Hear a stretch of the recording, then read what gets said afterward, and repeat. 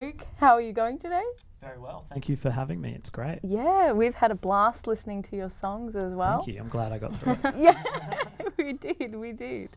And that was your first TV live performance. How did you find that? Yeah, it's definitely weird because it's, you know, like I liked it. It was fun. Yeah. I like it now that it went okay and I didn't stuff up. If I did stuff up, I probably I would be saying something different. But no, it was good. It was just, it's different to get used to, that's all. Yeah, Fun. and you must like imagine it as well, like being a studio full of people and then it just being like... there's nobody here. Yeah, there's nobody Just here. us. We're pretty lonely. Makes here. it way more comfortable though. Yeah, Yeah. that's it. We're just chilling out, having a good time. That's right. Yeah, that's right. But your latest track, Minute, is out with Yes. Daydream Fever as Yep. well, featuring on it. Mhm. You know, I absolutely loved the mixture of genres, and as well as that, you kind of touch on that as well. Bit of indie, bit of hip hop, things like that. Yeah. What inspired you to kind of make that shift and genre mix? I think that it's not like you don't sit down and say, I'm going to combine all these genres. Of course. I listen to a lot of music and I just love it all and I just want to be every genre. So I think it just happened to come out that way. And luckily it worked. Like there's plenty of times where I try to mix genres and it just sounds weird.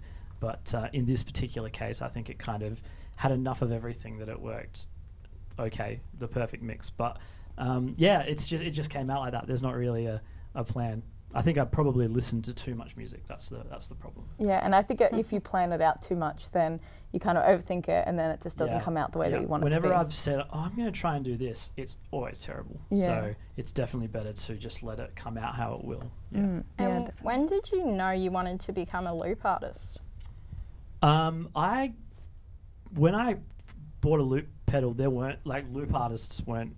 I didn't know that was a thing. Yeah. Neither did I. And it's only really recently that it's really getting quite popular, which is good and bad.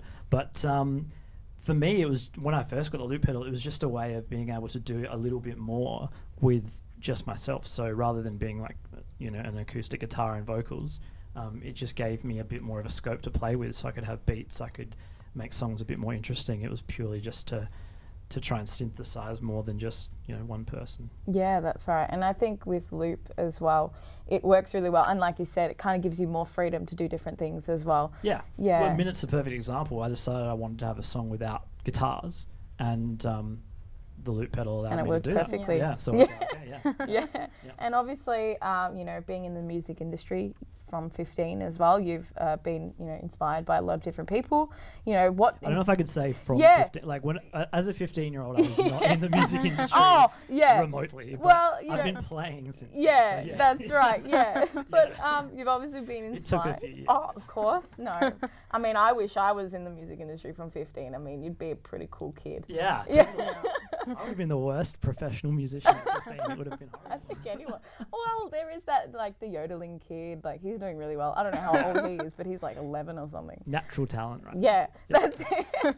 But yeah, who are your biggest inspirations? Anyone in particular, or you know, what kind of inspires you to keep on moving forward in the industry? I think it's the list of inspirations is too big to even try and like in that time I've listened to so much music, so I couldn't like name someone and they're probably an inspiration. But as far as keep going, like I just really enjoy it, and there's not really anything else that I think I could be bothered doing that would be fun. That would be as much fun, you know. Yeah. So I've had music in my life for so long, I can't picture what I would do without it. Like you sort of have this craving for it, and if I just got rid of that, I'd be just super miserable all the time.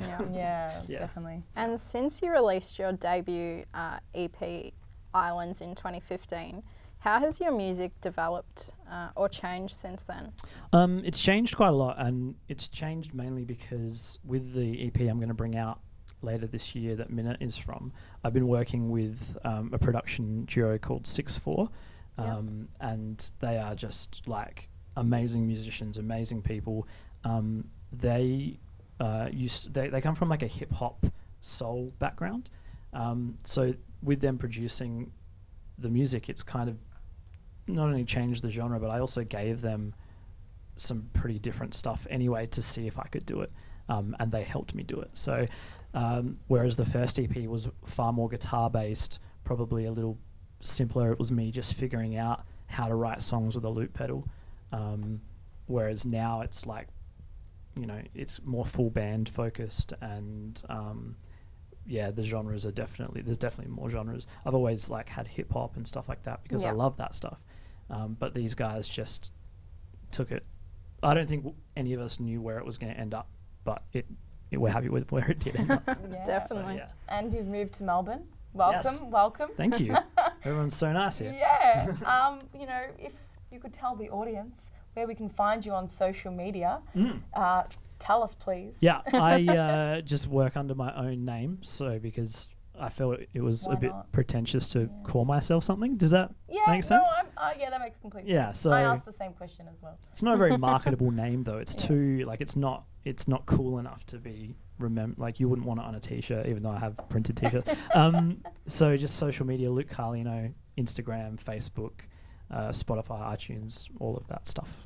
Awesome. Well, thank you so much. Thank for Thank doing you for this. having me. Really, it was Oh, yeah, it's been awesome. But now we're going to throw to a track, and that track is Sunsets with Pockets or Shadows. Let's have a look. If you want it, I'll give all my ex to you.